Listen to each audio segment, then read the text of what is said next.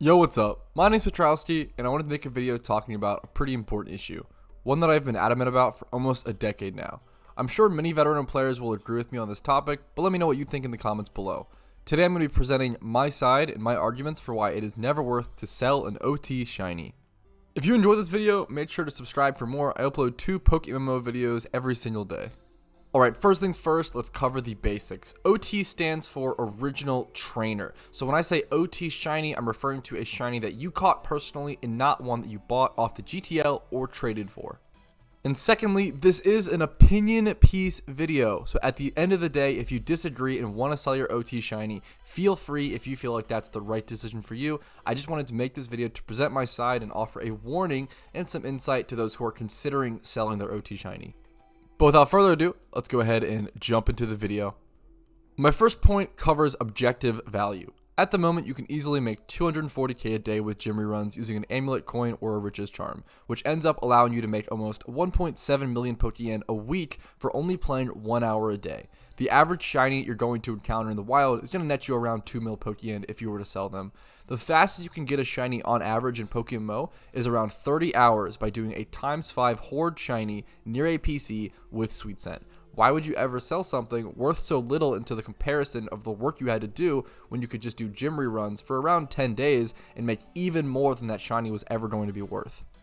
Now, obviously, there are a few issues with this first point. Let's go ahead and address the counter arguments now. So the first counter argument is that not every player has access to gym reruns, and you need every region to be able to complete it to be able to do them efficiently, which is a fair point, but it's important to keep in mind that PokeMMO is an MMO, and MMOs are generally long-term processes and journeys.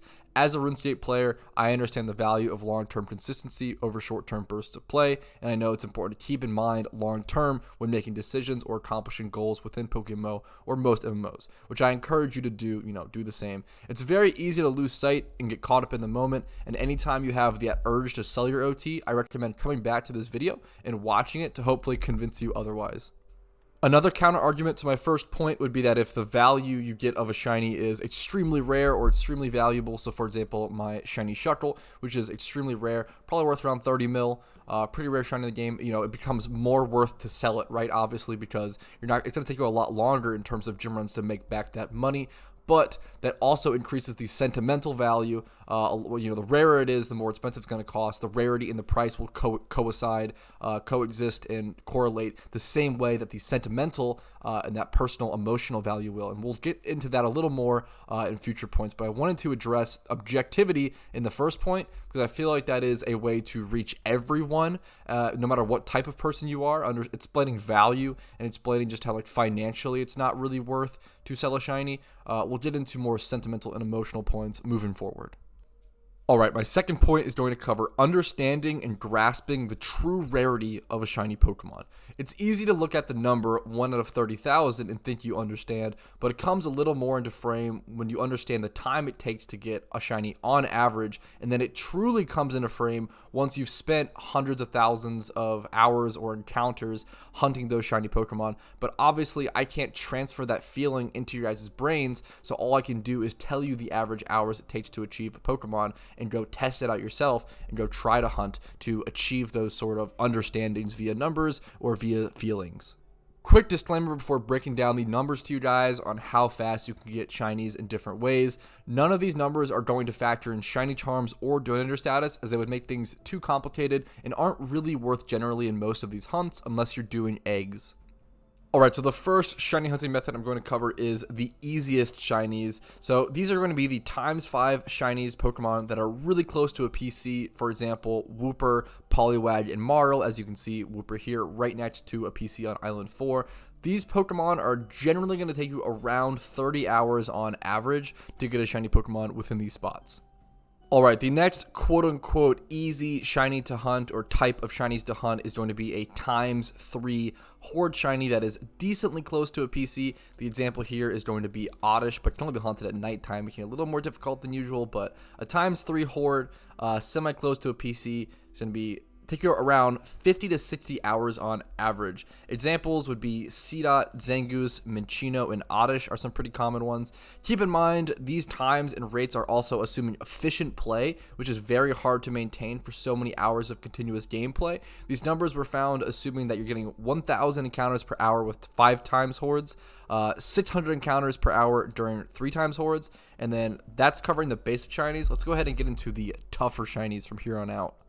Alright, now single encountering for a shiny Pokemon, aka running back and forth in grass and praying for the best, will take you around 120 hours on average. And that's not even factoring you getting the shiny you're aiming for. This number was calculated assuming 250 encounters per hour. You will most likely have to hunt 300 plus hours or so just for an uncommon shiny in the area you would like for a correct single encounter shiny. Examples for this are Combee, Shroomish, and Sunkern. Right here I'm in the Shroomish spot in Petalburg Woods, a pretty common single encounter hunt shiny.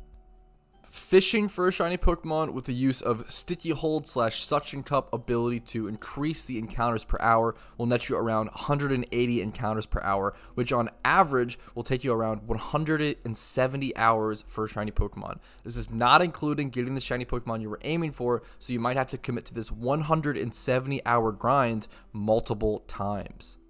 Finally, the last method of shiny hunting I wanted to cover is egg hunting or breeding for a shiny Pokemon. Calculating the cost of breeding a shiny Pokemon isn't too difficult and just depends on the price of Dittos at the time, cost of Pokeballs, and the initial cost of the base Pokemon. At the moment, with Dittos going for around 3,500 a piece in bulk, the average cost of breeding a shiny Pokemon ends up being around 115 to 120 million Pokeyen. Factoring in the 6 million alone, it will cost you to buy the 30,000 Pokeballs on average. Now, the time it takes to hatch a shiny Pokemon via breeding is a lot more complicated. Factoring things in like the time it takes to buy the Ditto boxes, how fast your seller is trading over those mass Dittos, hatching the eggs, how many eggs the average person makes per hour, how much box space you have, etc., etc. There are so many intangibles to factor in when creating this number, but I tried my absolute best, so here it goes. Alright, stay with me on this one. I started this math off with the information that it takes around 5 minutes to hatch 5 Pokemon on average with Flame Body. Thankfully, that's easy math, so 1 minute per Pokemon, 30,000 Pokemon to hatch becomes 30,000 minutes, which converts into 500 hours. That's our starting time, that's our base time, that's the easy part. Now it gets a little more complicated. We need to come up with some figures and factors and how many eggs you can make per hour. High-level players and veterans will have custom strings which make egg breeding faster by limiting some of the dialogues of text. I don't know the technical details around this, unfortunately, but I do know that high-level players will make around 4 boxes of eggs per hour, but the high-level player isn't the average player. I think it's more than safe to say the average player will produce 3 boxes of eggs per hour, which would consume 6 boxes of Pokemon total, but produce 180 eggs total per batch per hour. 30,000 eggs divided by the 180 eggs per hour equates to around 170 hours for making all of the eggs. So now we're at 670 hours total so far. Alright, the last thing to factor in is Ditto boxes. This is the toughest number to calculate and to guesstimate. For the sake of this video, I am going to assume you can find a seller and trade over 3 Ditto boxes every 30 minutes. 3 Ditto boxes specifically because that's how many you're going to be consuming hourly.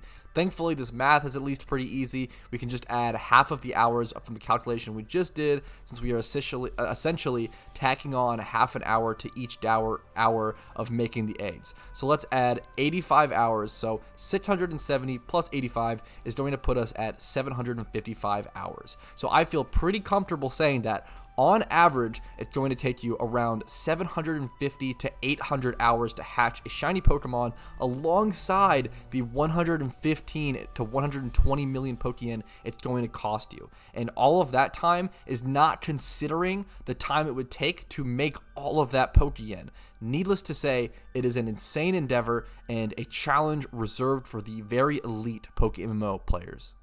Alright, but to wrap up my second point, which ended up being a lot longer than I anticipated and probably could have been a video on its own, it's difficult to truly understand the rarity of shiny Pokemon. Alright, my third point is quick and not based in logic, but is an emotional appeal to the moment which you can never recreate and never forget. You can ask your friends who maybe have gotten shiny Pokemon over the years, but you never really forget that moment. You find yourself reminiscing and remembering who you were talking to, what was happening that day, or maybe even the specific date. But you always remember the moment you caught a shiny Pokemon. A PokeTuber by the name of Blue Boy Finn actually put out a video on this recently, which I think explains it better than I possibly could, which I will be linking in the description below. But I think that this point is reason enough to not sell your OT shinies, as you don't want to feel a sharp pain in your gut, the pain of regret for selling the very thing that made that long-lasting memory that you will always find yourself reminiscing over. But anyways, that's all for today's video. I hope you guys really enjoyed it. If you did, let me know by hitting that like button and subscribing for more Pokemon and PokeMMO content.